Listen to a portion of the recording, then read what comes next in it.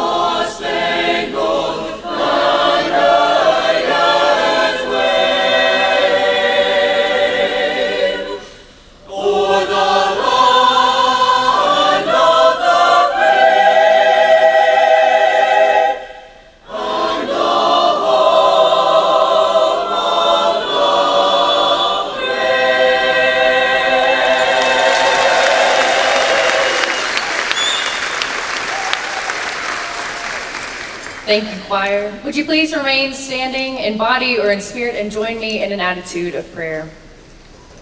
Gracious and ever-present God, today we gather with full hearts, full of pride, memory, emotions, anticipation, and hope.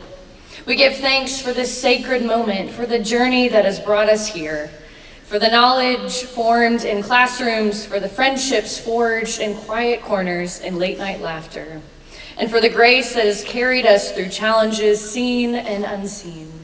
We give thanks for all who have helped to make this day possible, for the faculty who challenged and inspired, for staff who supported with steadfast care, for administration and trustees who have stewarded this institution with wisdom, for families, friends, and mentors who have cheered and prayed and believed, even on the hard days.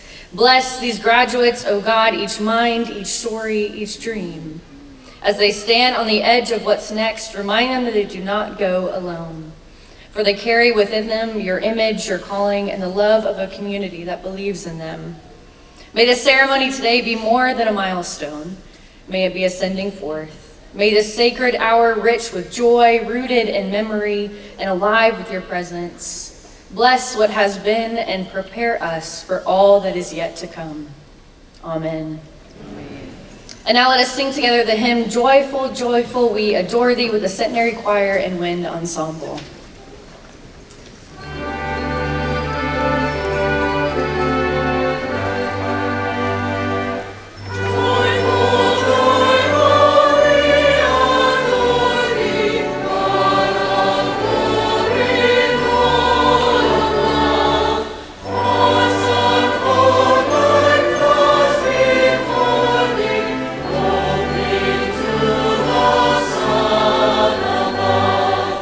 Love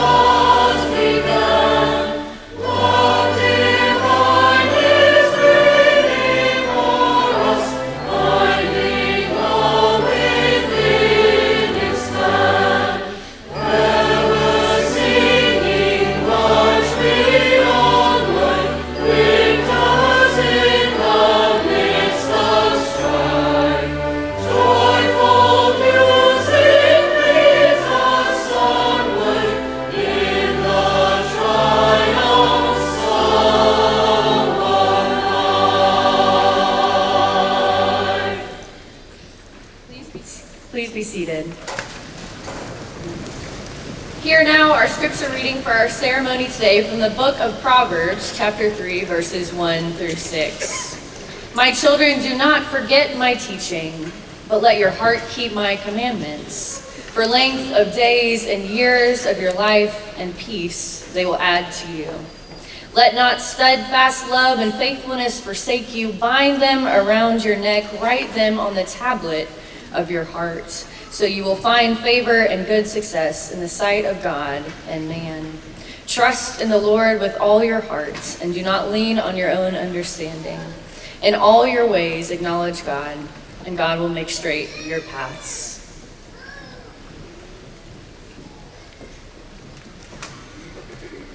Thank you, Reverend Russo, and thanks to Dr. Hobson, the Centenary Choir, Dr. Wicken, and the Wind Ensemble for getting us started with such beautiful music. Oh, you're going to talk first. You're going to sing first. Let's listen to them. I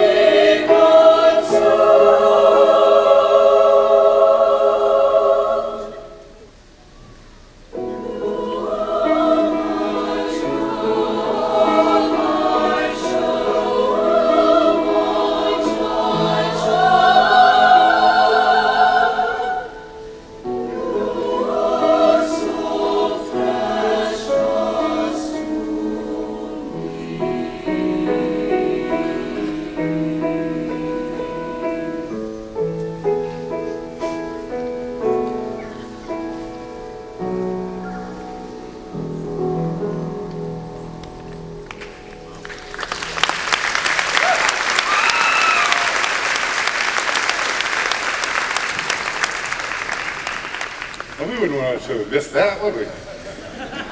I frequently say, because I'm in the chapel and other places, the choir is behind me, I always say the choir has my back, and no more today than ever. So thank you again for that beautiful music. Welcome.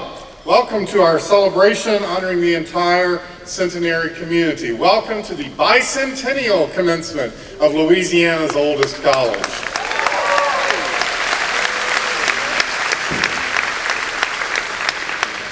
There are a number of very special groups I want to make sure we recognize. We have members of our Board of Trustees sporting their new bicentennial stoles you'll admire. Our faculty and staff that have prepared your students so well for the next step in their lives. Perhaps most importantly, I suppose, I don't know, they're all important, our friends, our family, our moms, our dads, our guardians, our grandparents, but all those people who have supported our students in their path, stand up so that our students can give you a round of applause. Please.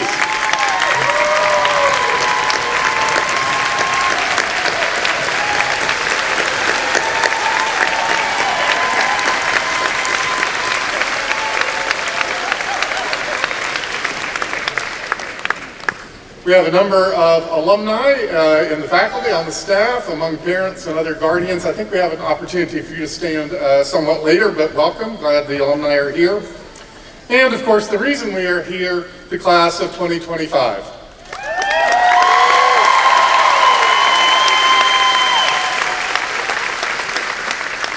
It is a tradition that I tell you some facts about this year's graduating class. So here goes. 32 students will be receiving institutional honors. 9 will be graduating with a perfect 4.0 GPA. Yeah. 12 students are receiving departmental honors, and 1 student is receiving 2 departmental honors.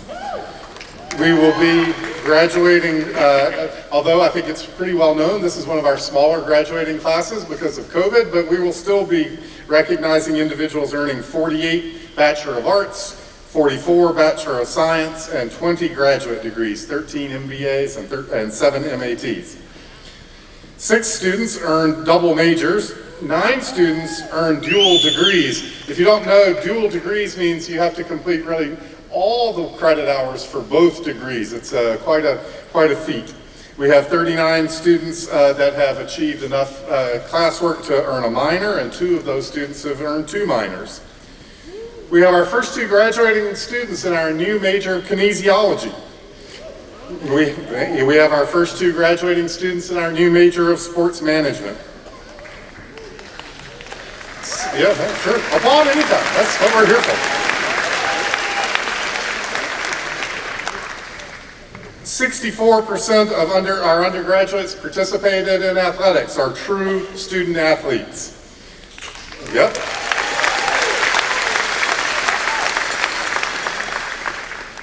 A number of our graduates, 12 of our graduate students participated in athletics, and as Dr. Soul will note in a minute, 3 of our students will be graduating today, but on the softball field as they participate in the conference tournament.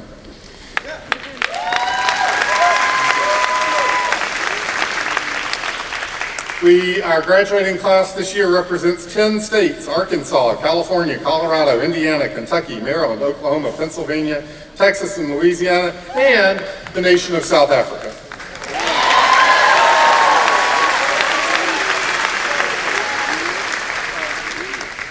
Sixteen of our 64 parishes in Louisiana are represented, and this group has done an amazing job of winning prizes at prestigious conferences, presenting their work in nationwide fora. This is an amazingly accomplished class. Oh, and the age range of today's graduating seniors ranges from 20 to 67.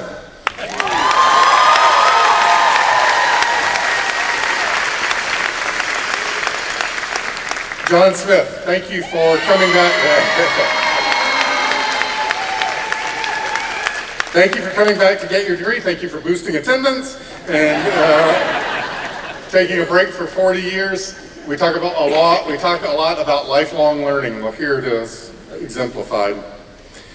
More than all those things, though, friends, I want to salute this class as survivors. This is a very special class, partly because they are the bicentennial class, as they are quick to remind us, partly because, of course, they came in during COVID. My wife and I, Connie, travel with the freshmen to Paris every other year. The year they went happened to be our year to go. And you might remember, I know the students do, it was in that brief window in August where we thought maybe COVID was gone, only to have it come roaring back. And they came back to a campus that was again shut down in many respects and restricted in movement. And yet, here they are. I'm so proud of them.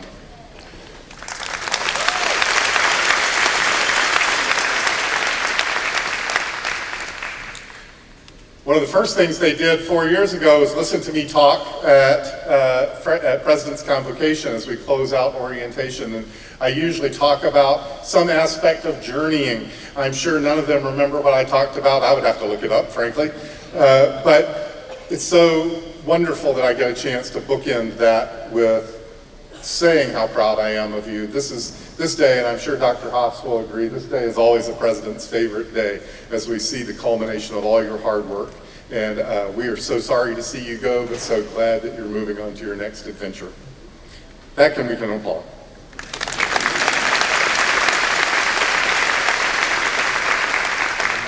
It's now my pleasure to introduce to you Dr. Marjorie Haas. I'm not going to say a lot right now. Her bio is in your program. I encourage you to read it.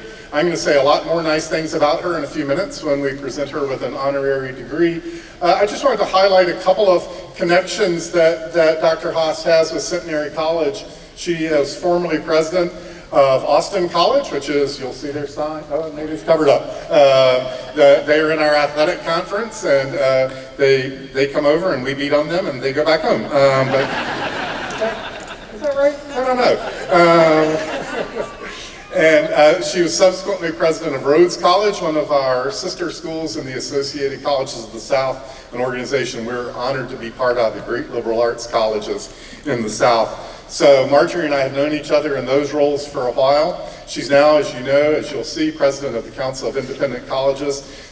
What you might not be aware of is the deep ties that the Council of Independent Colleges has with Centenary. Many of our faculty and students, maybe unbeknownst to them, have benefited from our membership and our partnership with the Council of Independent Colleges. We have just recently concluded an association where we were in a lead school in a big project, nationwide project examining the legacies of slavery, and Centenary was exploring how that dark past still impacts on aspects of healthcare and public health and so forth.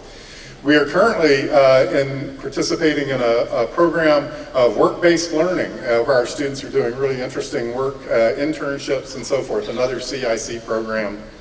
Many of our faculty and staff have benefited from professional development opportunities that the CIC has made possible, and it is not an exaggeration to say that for Connie and me, our participation in a discernment program about whether I actually wanted to be a college president was actually truly life-changing, and we will always be indebted to the CIC for that. So I'll have more to say about Marjorie in a few minutes, but we're just so honored that she is here. She is a true thought leader in higher education. She is a profound advocate for private higher education, for liberal arts education, for the role of women in education. I'm honored to call her my friend, Dr. Marjorie Haas.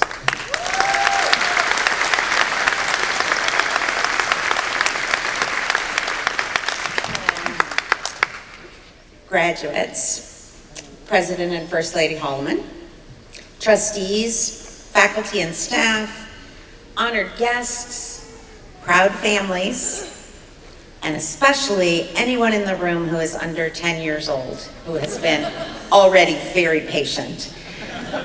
It is an honor and a pleasure to be with you on your special day. This is an auspicious year, your 200th anniversary, your 200th birthday. I have to say, you don't look a day over 150. You're doing great. You are doing great. Thank you very much for allowing me to be here with you. One of the things that I did as I was preparing for today is I read over the Centenary mission statement, and it is brief, but it packs a lot of important thought into it. Your mission statement says that Centenary College prepares global citizens to live productive lives of vitality and purpose. That's a pretty powerful aim. How fortunate you are, class of 2025, to have been cared for by these people in this place, all aimed at helping you live out this mission. You leave here prepared to be responsible citizens of the world. You have the skills to live with purpose and in ways that produce benefits for others. And you are ready to engage the world with vitality. I'm really struck by the notion of vitality as an aim of your education. It's an unusual word to find in a college mission statement, and I have read hundreds of them. It captures something unique about the centenary experience, something precious and rare. The education you received here, the learning you did in the classroom, the laboratory, the playing field, the dorms, all of that is intended, of course, to make you smarter and more productive. But it's also intended to somehow make you more alive, more exuberant, more fully human. Vitality is worth taking a moment to think about. I came to know my own vitality best during the painful periods in my life when it collapsed. Twice in my life, I have found myself merely going through the motions, alive, certainly in the biological sense, but drained of a sense of my own life force. The first was early in my career as a philosophy professor, when I was struck with a debilitating case of writer's block. And since I had just joined a publish or perish profession, that was pretty scary. At that time, I could muster up a bunch of platitudes and I could type in some words, but I couldn't make my writing or my thinking feel alive. I found the solution relatively quickly on the analytic couch, where over many months with a very talented psychoanalyst, I learned how to stay in contact with my own unconscious dreads and desires. When I stopped worrying about perfection, a more authentic voice emerged. My writing and my living became enthused, that is, refilled with living breath and energy. I lost my vitality again many years later as I battled breast cancer. And Baruch Hashem, I am healed of that now. It was many years ago. It wasn't really the frightening diagnosis that flattened me. It was the debilitating side effects of the cure. Chemotherapy cured my cancer. I'm grateful to science for that. But it stole my sense of aliveness. It made me feel like a ghost haunting my kitchen and my office. As my treatment ended and my body healed from the chemical assault, I visited an acupuncturist. Figured thousands of years of ancient medicine must have something to offer. And the first few visits were a wash. I felt nothing. Not the needles, not the chi, not even my own heartbeat or breath.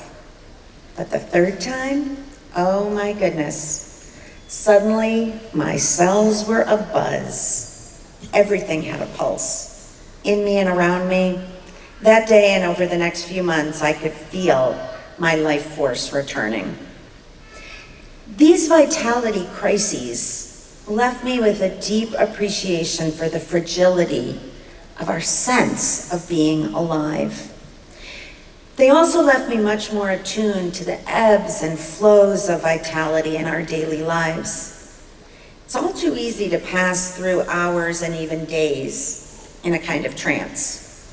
Here we are, these miracles of millions of years of evolution and the crashing together of atoms, the billions of events directed by God or nature that had to happen just as they did in order for you and I to be alive and together in this very precious moment.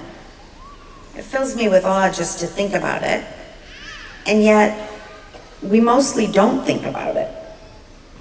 We waft around with our devices, heads down, thumbs busy clicking and pinging, spending time in an alternate reality of dissociated images and bits of information.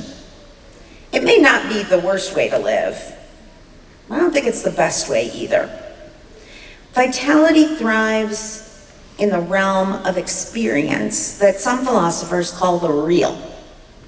That is our embodied immersion in the strange field of bare being. That's the realm into which we were born. That's the realm in which you took your first breath.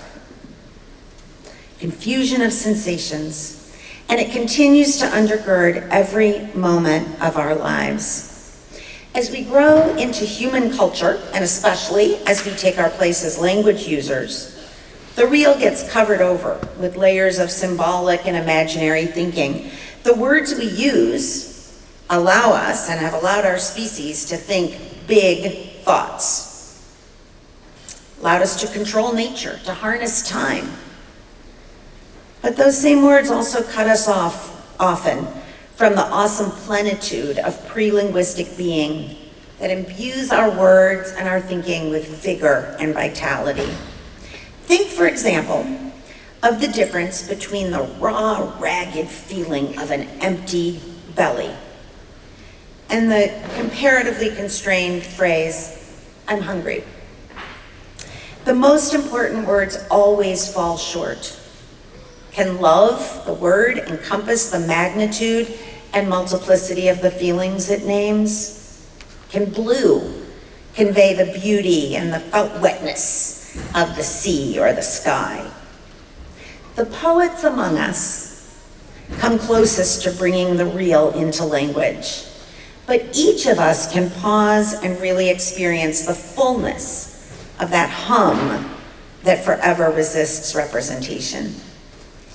Losing track of the real is painful, as I discovered during the crises I spoke about earlier. But it also has political and ethical consequences. When we allow language to soar high above the real of material experience, we get in danger of substituting symbols for the things that matter most. Right? In Nazi Germany, the word Jew came not to refer to actual embodied existence of people's Jewish neighbors and friends, but to a decontextualized symbol of decay and threat. In the United States, the words associated with enslavement enabled the buying and selling of fellow human beings by replacing the felt experience of encountering another living soul with a language of commodification. In our own moment, we struggle to keep terms like immigrant, foreigner, liberal, Republican, grounded and attached to actual people with complex lives and histories. When we let those words become dissociated symbols, we make it harder to find empathy, room for connection, and ultimately justice. We wind up calculating with dispassion and acting without feeling. Empty symbols sure are convenient, but they erase our vitality. Similarly, the ubiquity of visual images that is endemic to modern life also carries risks to vital living. Since so much of our experience is mediated by photos and screens, we often find that images and not the actual material reality of experience become our measure. Which feels more desirable? The piece of cake in front of you that you can actually eat, or the indelible but glossy image of it you post on Insta? Who is sexier? The buffed silicone or AI-enhanced image on the screen, or the actual human body and mind of your beloved? Which feels more real to you? The manufactured alcohol-fueled drama of reality TV, or your ordinary Tuesday afternoon? Images are illusions. They hype up the real, giving it a sheen and an aura of perfection and wholeness that's really tempting. It's designed to appeal to us in just that way, but it drains our vitality instead of entering into the messy, unpolished, and uncontrollable realm of the here and now, where we can eat and embrace. We retreat into a manufactured para-reality. We may be comfortable there, but we're rarely fully alive. As you, graduates, mark this day on the threshold of the rest of your lives as a centenary alum, I want to share some tips for protecting your vital energy. Ones that I've learned through my experience, but that I still have to remind myself of every day. My first suggestion to you is to stay in touch with your deepest desires. That's harder than it sounds. It's a lot easier to take up what other people want than it is to wade inside and hold fast to what really lights you up. Your centenary education has helped you by constantly exposing you to new ideas and experiences.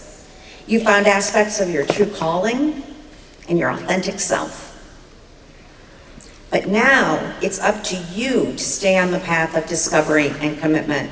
It's up to you to sort out the shiny objects from the true gold. So make time for self-reflection. Surround yourself with people who encourage you, your unique creative way of living, and push you to take the kind of calculated risks that lead to a vital future. Second tip is to keep your thinking connected to the real. At Centenary, you've been immersed in an atmosphere of reflection, challenged to look at things from multiple perspectives and with the tools of critical analysis. Don't stop. Don't let the slogans and symbols of your profession or your politics close you off from the real material ground of experience. Make sure you tie your language to the world, never forgetting that symbols are always insufficient substitutes for the plenitude of the world around us. You now have to be both professor and student. You have to interrogate your own ideas. Don't let yourselves off the hook when your reasoning is sloppy, and yes, you will have to grade your own efforts. And finally, nurture and protect your capacity to be fully present. All of the great wisdom traditions recommend this. It's in the here and now that we find a path to the things that are most meaningful. In my own life, I make time for daily prayer, for yoga, for self-reflection, and for conscious breathing. These practices keep me grounded and alive to the daily miracles of existence. They ensure that a thread of vitality runs through my work and my life. It is often all too hard to tear myself away from the lure of my digital feed. But staying true to daily practices of presence has taught me, and I hope teaches you, to hunger for the vitality that only a connection to the real provides. On this special day, you are held in a circle of love. I can feel the rays. Hope and blessings from your families, from the centenary faculty and staff, those who have committed themselves to you and to generations of students like you. Take a moment to really feel the reality of that love, bask in it, appreciate it. Let it be an anchor in times of struggle. The world desperately needs what centenary graduates have to offer: a global perspective, a sense of your responsibilities as citizens, and the capacity to live productive lives of vitality and purpose. May you be blessed in this moment of transition, and may your vital energy sustain you and those who know you. Thank you.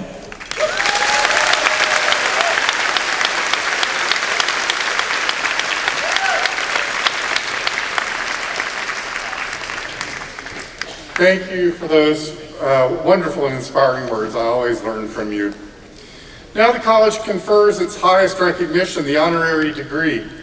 Mr. Vice Chair, will you please escort Dr. Haas towards the front? She has imparted philosophical knowledge with expertise in countless college classrooms. She has been entrusted with the pinnacle of authority in academia, first as president of 2 respected higher education institutions, and now leading the way at an organization dedicated to supporting and advocating for the country's vital, independent higher education community. Her journey from college professor to national organization president has been, in her own words, a story of finding ways of increasingly being of use. At several points on the journey, she has been, quote unquote, the first to fill these roles, the first woman, the first non-Christian at a Christian institution.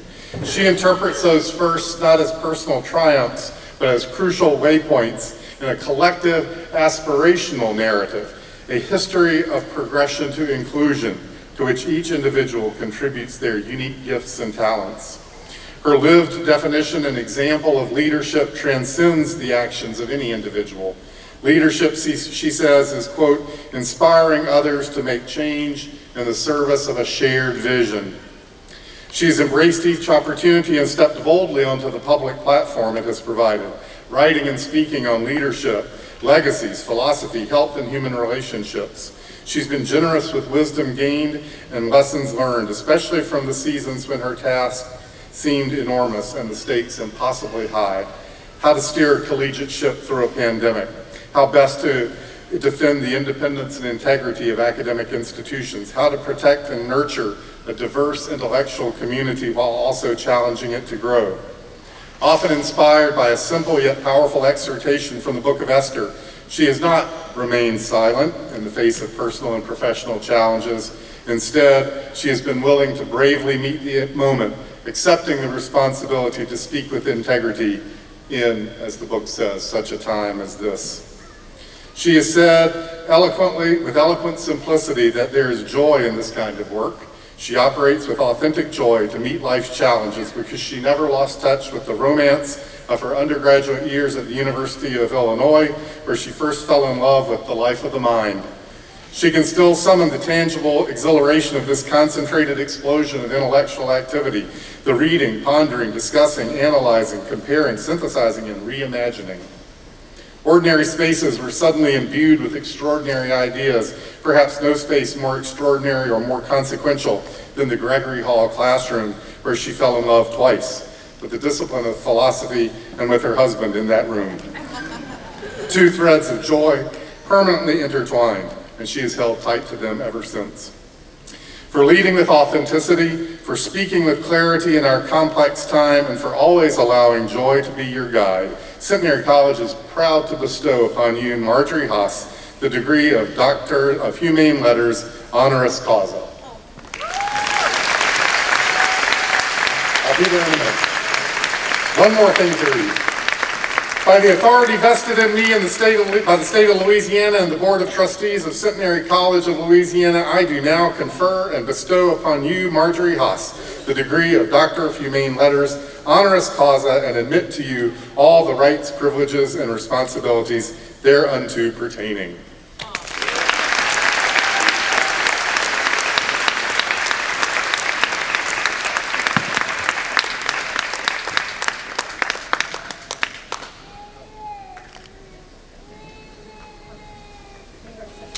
Dr. Haas.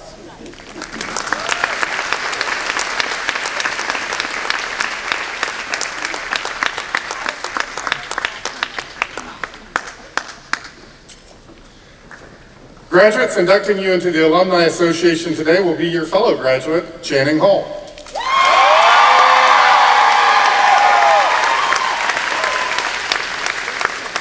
Dr. Haas and I are noting the flaws, that's okay. Channing has done amazing things here, and you chose her to be your commencement speaker, and she will now deliver that address.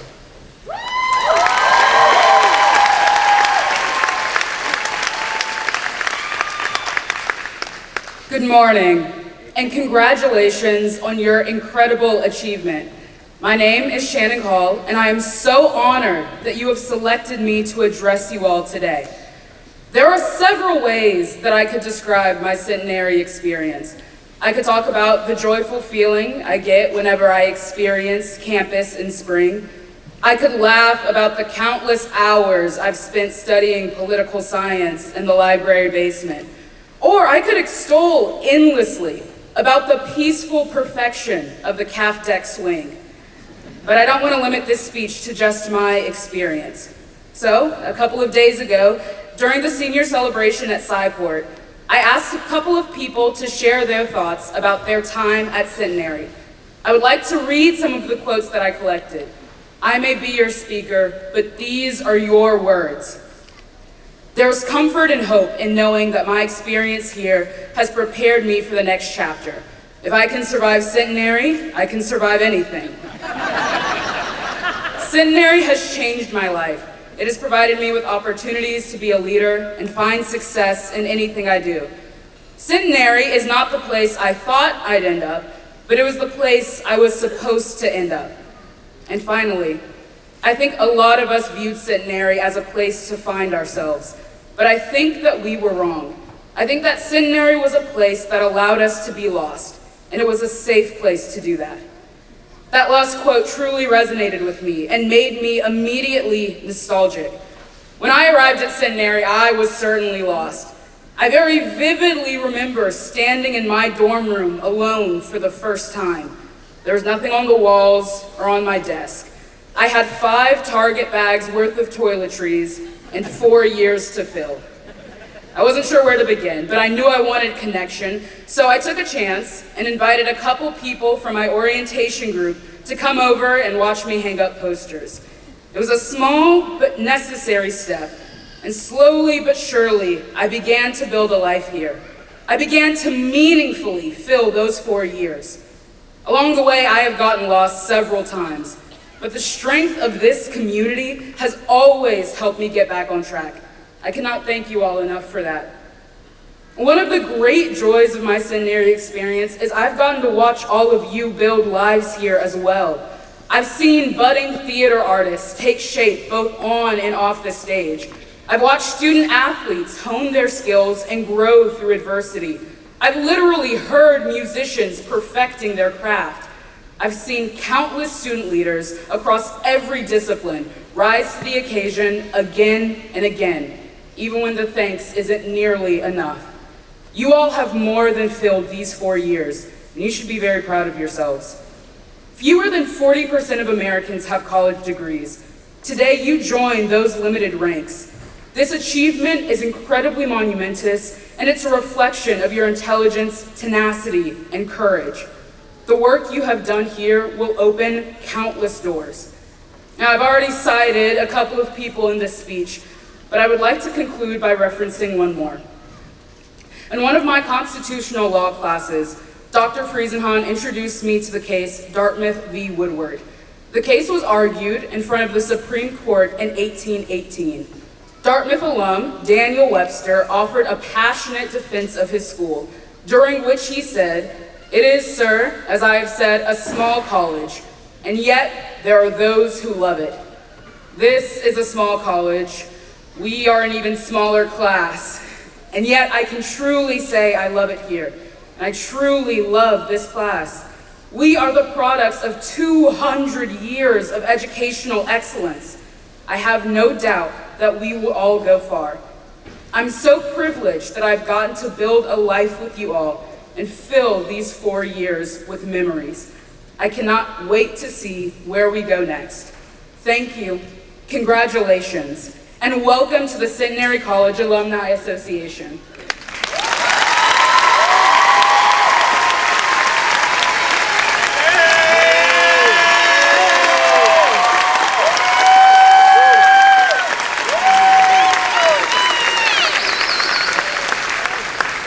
Before we move on to the granting of degrees, because I promised I would give you the opportunity, would all Centenary alums, including our current class, if they're not too tired of getting up and down, all Centenary alums, please rise and be recognized.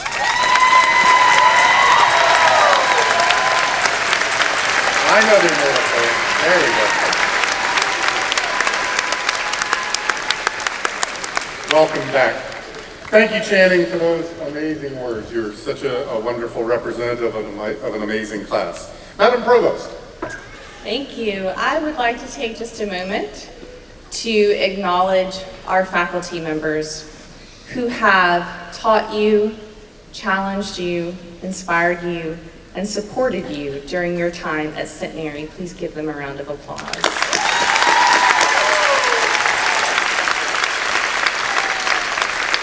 In particular, I'm going to recognize one of our faculty members who is retiring this year.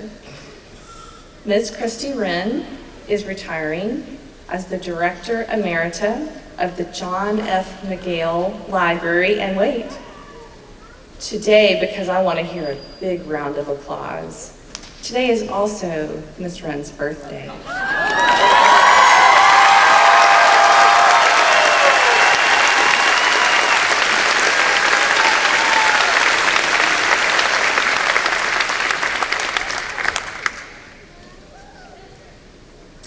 Madam Provost, will you present the candidates for the degrees in course?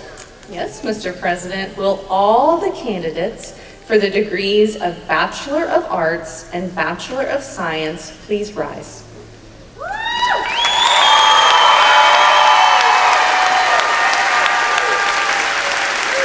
Mr. President, these persons, having satisfied all requirements established by the faculty for the degree Bachelor of Arts and the degree Bachelor of Science, have been recommended by the faculty and approved by the Board of Trustees for the conferment of degrees. By the authority vested in me by the state of Louisiana and the Board of Trustees of Centenary College of Louisiana, I do now confer and bestow upon you each your bachelor's degree and admit you to all the rights, privileges, and responsibilities thereunto appertaining. Congratulations.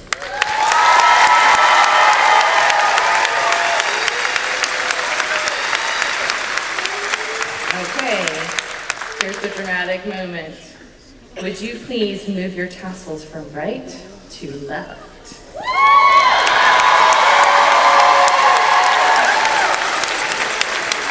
Congratulations, you may be seated for now. Will all the candidates for the degrees of Master of Arts in Teaching and Master of Business Administration please rise?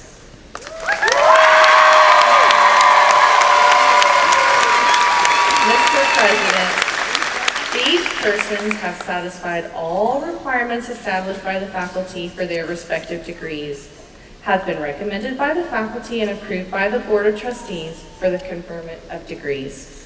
By the authority vested in me by the state of Louisiana and the Board of Trustees of Centenary College, I do now confer and bestow upon each of you your master's degree and admit to you all the rights, privileges, and responsibilities thereunto appertaining. Congratulations.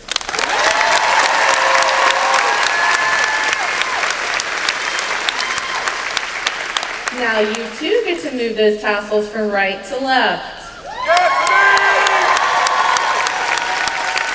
Congratulations, and you may be seated. Marshals.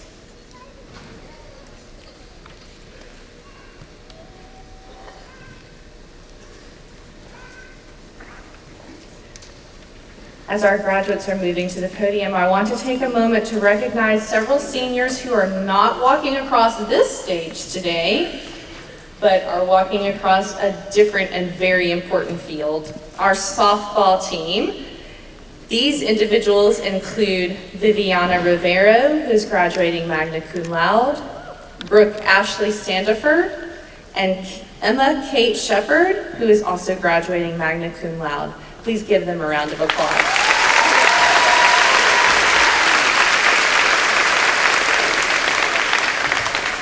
Now, Mr. President, I would like to call particular attention to those members of the class of 2025 who have completed their courses of study with high distinction. First, we will start with those graduating summa cum laude. This indicates that they have an overall grade point average of 3.9 to 4.0. Well done.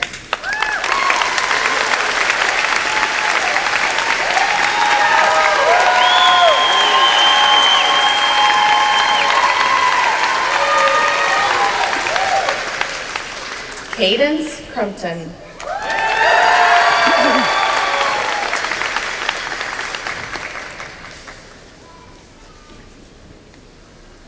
Summer Mackenzie Faust.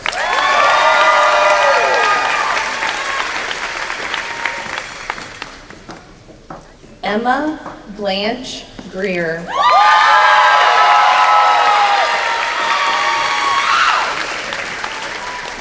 Channing Simone Hall.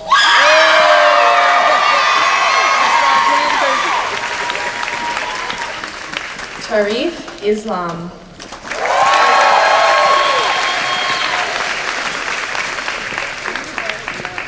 Emma Louise Lavelle.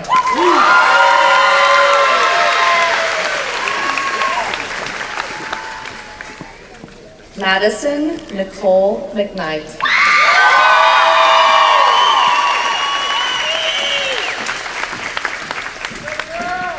Alireza Musabe Bebenhane.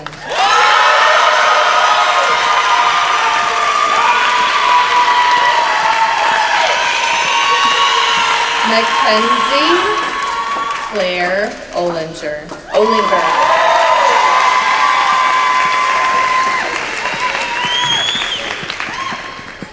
Rihanna Seidenberg.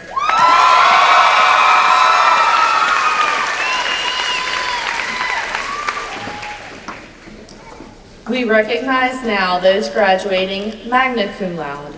This indicates that they have an overall grade point average of 3.7 to 3.89. Alyssa Akers.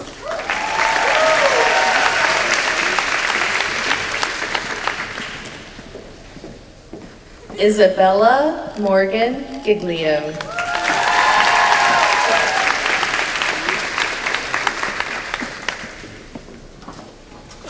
Alec Mohammed Hassan.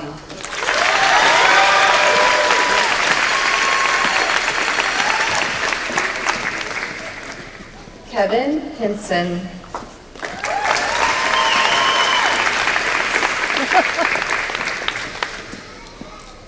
Mary Shannon Large.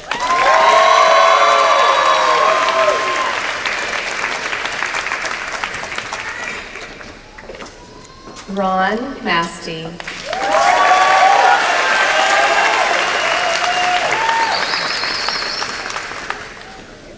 Jean Angelo Listina Nicole.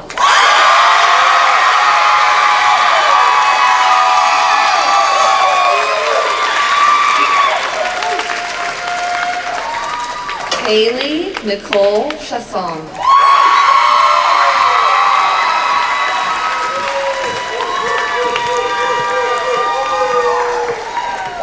Sophie May Schmitz.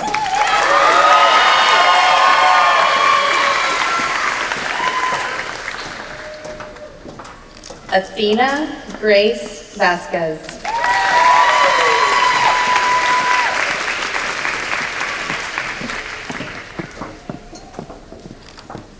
We recognize now those graduating cum laude. This indicates that they have an overall grade point average of 3.5 to 3.69. Brianna Marie Agre.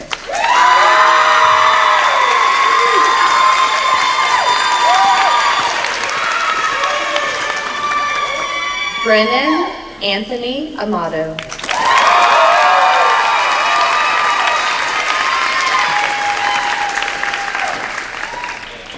Avery Elizabeth Cawley.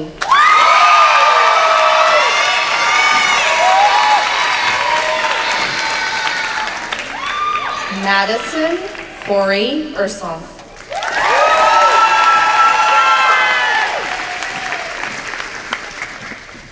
Ethan Manwaring.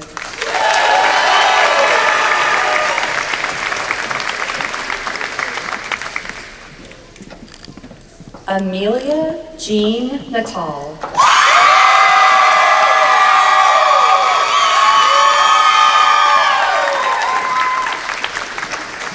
Leah Catherine Smith.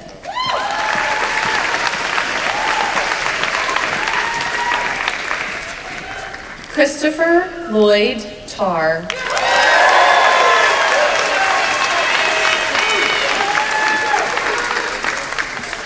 Jillian J. Audrey Tuggle.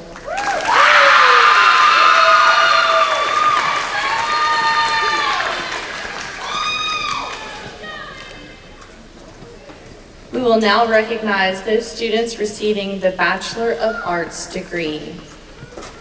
Tamara Kiria Alexander.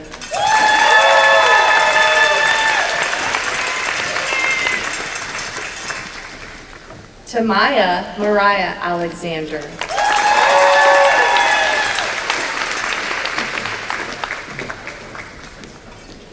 Aurora Elizabeth Allen.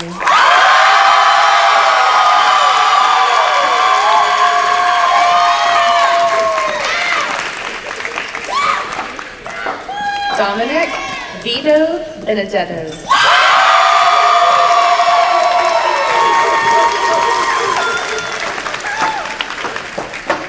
Drew Bennett.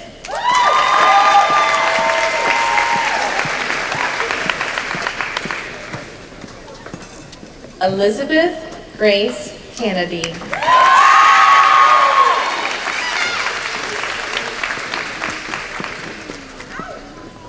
Jaspin Saquon Charles.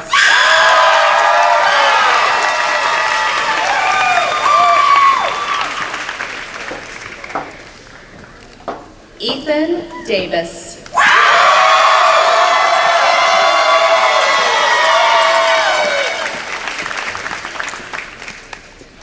Olivia Ningon Billy.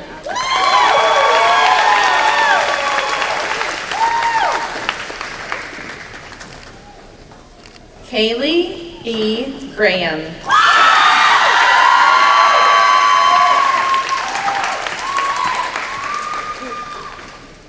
Hannah Elizabeth Hayworth.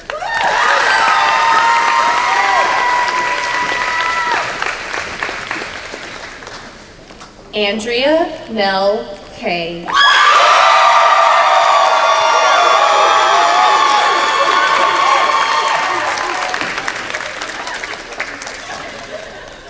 Dylan Kirk Miller.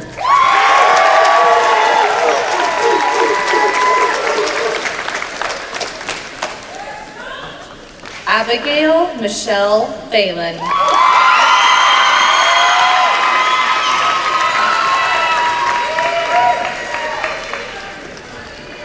Maxwell Logan Rivera.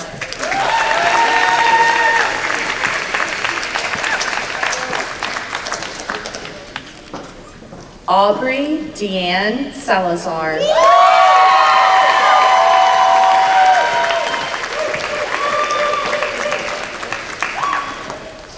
John Patrick Smith.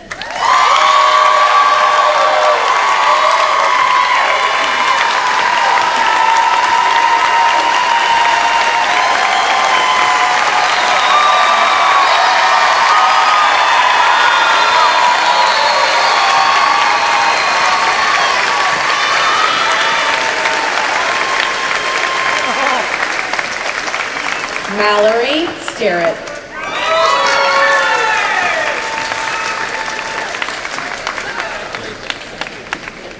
Jalen Angel St. Martin.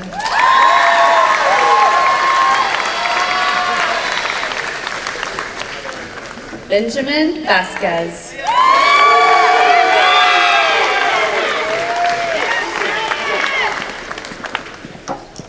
Mila LaShawn Vittor.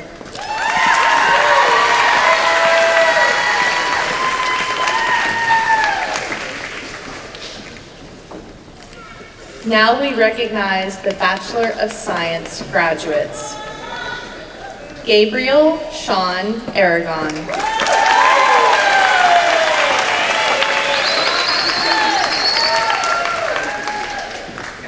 Braden Board.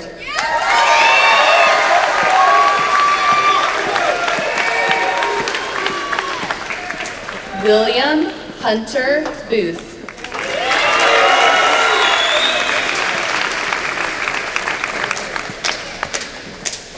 Caleb Coates.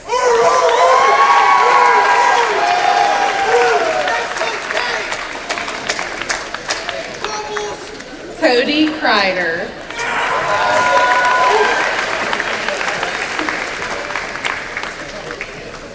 Madison Caitlin Dion Davis.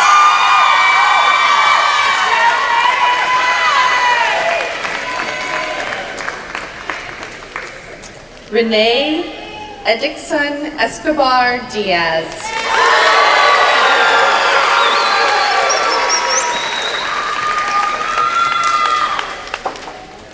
Claire Elizabeth Flores.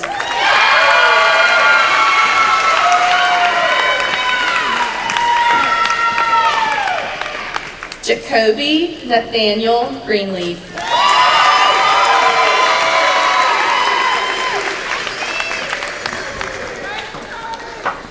William Carson Harris.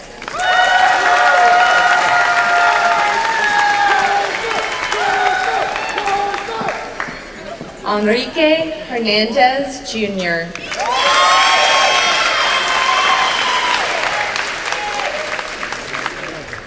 Alana Michelle Jones.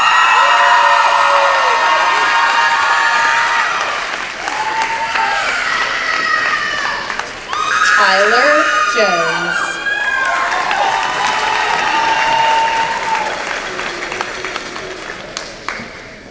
Matthew David Lamoureux.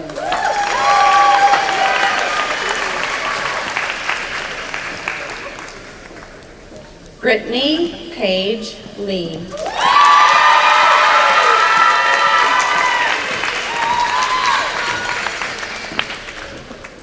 Kiara Michaela Livey.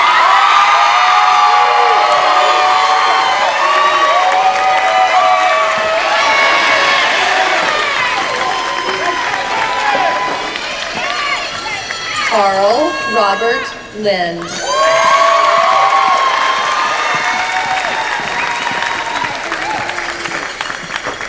Zachary Joseph Malone.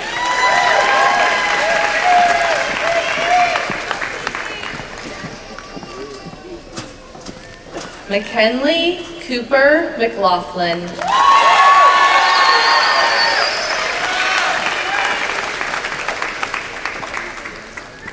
Manisha Sarabi Menon.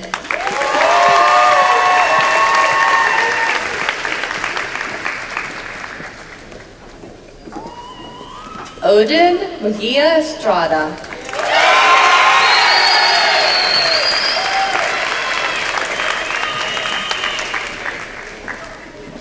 Monica Persino Rivera.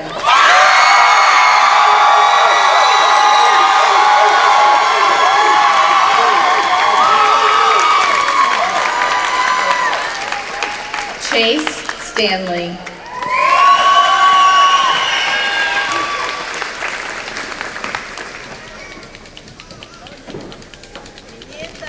Next, I present the Master of Arts in Teaching graduates. Madison Ashley Atkinson.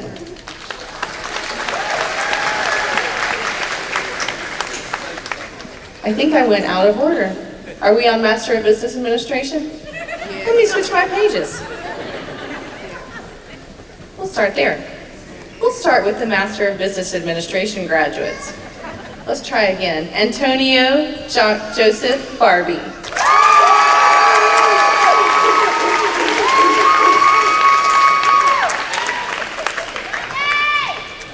Abdurrahman Ibrahim.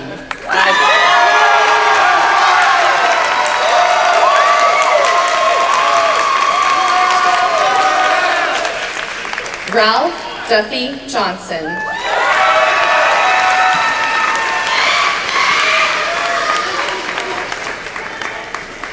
Robin Nari Lamel.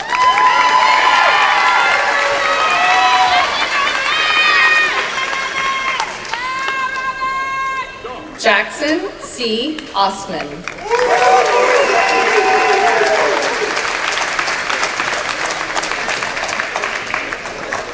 Desiree N. Rodriguez.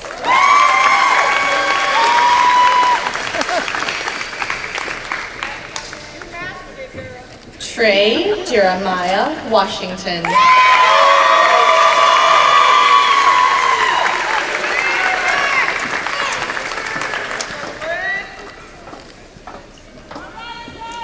Now I will present the Master of Arts in Teaching graduates. Madison Ashley Atkinson.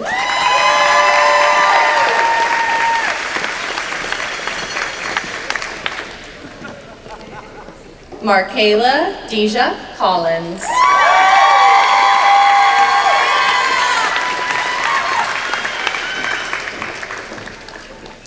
Lauren A. Dillon.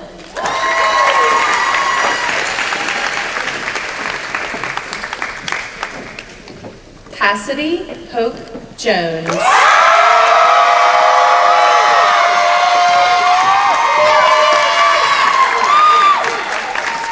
Sabrina M. Mistriner.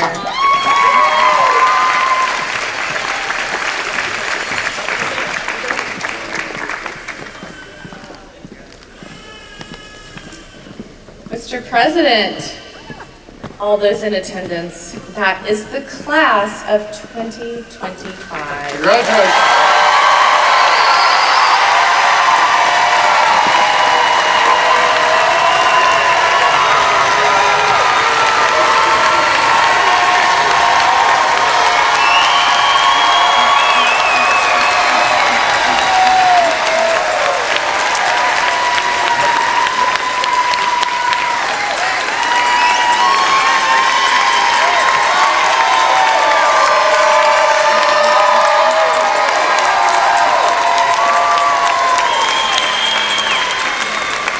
Thank you all. Congratulations once more.